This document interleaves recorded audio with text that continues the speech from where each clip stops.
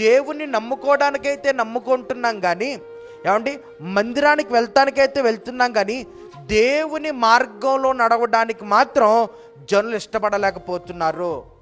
యేసు ప్రభుని దేవుడు అని నమ్మే వాళ్ళు చాలామంది ఉన్నారు. ఆదివారం ప్రార్థనకి వెళ్ళేవారు చాలామంది ఉన్నారు. మందిరం కనబడగానే దండం పెట్టుకునేవారు చాలామంది ఉన్నారు. చర్చి అనగానే ఏమంటే సంతోషపడేవారు ఉన్నారు. నేను చూశాను, కొంతమంది అన్యజనులు ఎరుగుదును, కొంతమంది అన్యులు కూడా ప్రియ దేవుని బిడ్డలారా మందిరం కనబడగానే, చర్చి కనబడగానే దండం పెట్టుకునే వాళ్ళు ఉన్నారు. కానీ దేవుని పిల్లలంగా, దేవుని బిడ్డలంగా మందిరం ప్రాముఖ్యం మాత్రమే కాదు, ప్రభువుని అనుసరించే వారిగా ఉండాలి.